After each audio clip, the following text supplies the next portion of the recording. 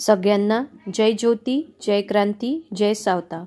मी Vishakha Yavatkar Savitri news India चॅनलमध्ये आपणा सर्वांचे सहर्ष मनपूर्वक खूप खूप स्वागत करते. सर्वात आधी आपणा सगळ्यांना सावित्रीबाई फुले जयंतीच्या हार्दिक हार्दिक शुभेच्छा देते आणि सावित्रीमाईंच्या जयंतीचे औचित्य साधून त्यांच्यासाठी 2 शब्द आपणासमोर प्रस्तुत करते आहे. प्रिय साऊ, आमची माय, मी तुझी लेक आज तुला तुझ्या जन्मदिनी या पत्राद्वारे माझ्या 2 शब्दाद्वारे अभिवादन करते आहे. माय, कशी आहेस? कसं वाटतंय तुला? आम्हा मुलींना शिक्षण घेताना स्वतःची स्वप्ने जगताना पाहून? तुला माहिती आहे, आम्ही आता इतक्या शिकलोय की स्वातंत्र्य उपभोगतोय. अन्यायाविरुद्ध लढतो आम्ही. प्रत्येक क्षेत्रात पुढे आहोत आम्ही. मॉडर्न झालो आम्ही. विचारांनी झालो काहीसे, पण कपड्यांनी जरा जास्त झालोय. कधीकधी आपल्याच बहिणी विचारांवरून कमी पण कपड्यांवरून जास्ती जज करतात. कधीकधी वाटतं की तुला घेतलंय ना सगळ्यांनी मस्तकात की नाही. स्त्रीने शिकणे म्हणजे काय हे तुझ्याकडून स्त्री शिकली की नाही. विचार स्वातंत्र्य मिळवून दिलं तू, पण विचार करताना इतर स्त्रीला खाली पाहणे म्हणजे हे स्वातंत्र्य कसं असेल माय? तुला पाहिलंय आम्ही साडीत, डोक्यावरच्या पदरात, पण तू आम्हाला कपडे कसे घालायचे त्याचं देखील स्वातंत्र्य मिळवून दिलं. तुला पाहिलं आम्ही तात्यांच्या सोबत चालताना, लढताना, जुन्या विचारांशी म्हणजेच स्त्रीच्या विरोधी विचारांना भिडताना.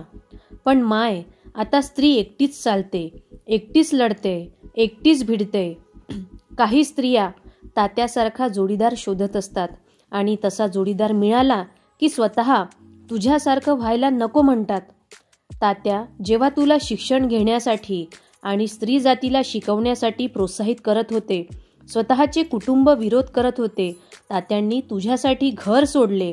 तात्यांना जेव्हा अर्धांगवायूंचा झटका आला त्यानंतर सुद्धा तू किती जपलंस त्यांना. त्यांचा आवाज झालीस. ते डोळ्यांनी बोलायचे, तू अचूक ओळखायचीस. आता तसं प्रेम, तसं समर्पण नाही दिसत.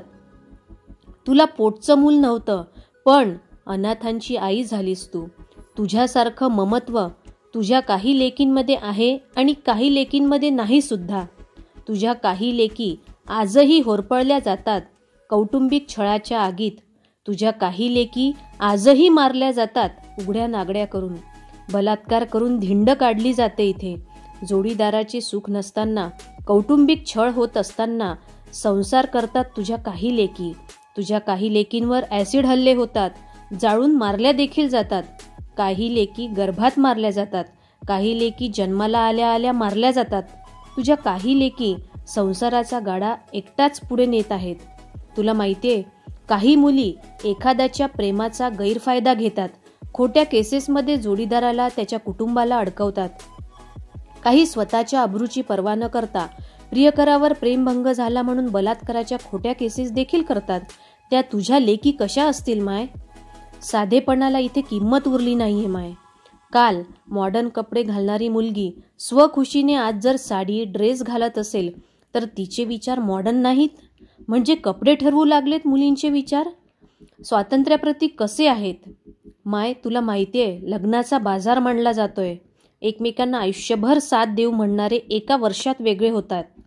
त्यात माझ्यासारख्या तुझ्या लेकी नवऱ्याच्या खांद्याला खांदा लावून पुढे जात आहेत, कुठलीही ईर्ष्या, गर्व, माज न बाळगता, कारण जोडीदार तात्यांसारखा भेटलाय. तुझ्या काही लेकी एकट्या स्वतंत्र हौशी जीवन जगतायत, प्रांजळपणे स्वतःमध्ये रमतात. आधी जोडीदार निवडण्याची मुभा नव्हती, आता आम्ही आमच्या आवडीचा जोडीदार निवडू शकतोय माय. त्या जोडीदारावर निस्सीम प्रेम करून त्याला त्याच्या चढ उतारात, सुखदुःखात खंबीरपणे उभं राहू शकतो तुझ्यासारखे. तुला बघून स्वातंत्र्याचा, शिक्षणाचा अर्थ घेतलाय काही लेकींनी की मीच सर्व काही. माझा जोडीदार, माझे मित्र, माझा परिवार, जोडीदाराचा परिवार हा तिच्या लेकी शून्य आहे. काहींना जोडीदार, परिवार असे भेटलेत की त्या सर्व सोडून एकटं जीवन जगतायत. काहींना कायद्यातून न्याय मिळत नाहीये. काही कायद्याचा गैरवापर देखील करतायत. काही स्वातंत्र्य जगताना स्वतःला जपतायत, तर काही स्वातंत्र्याचा गैरफायदा घेतायत. काहींना संसार सुख खूप सुखद वाटतं, तर काहींना संसार हा पर्याय वाटतो. पण हे सगळं जे आहे ते तू आम्हाला शिक्षित केल्यामुळे उपभोगतो आयुष्यात येणारे प्रत्येक सुख आणि सामोरं जातो दुःखाला, भिडतो इथल्या व्यवस्थेशी. तू होतीस म्हणून हे सर्व शक्य झालं माय. येणारी पिढी आम्ही जबाबदारीने घडवू, आम्ही लढत राहू. तुझी साथ अशीच कायम असू दे. तुझीच लेख. धन्यवाद. जय ज्योती, जय सावित्री.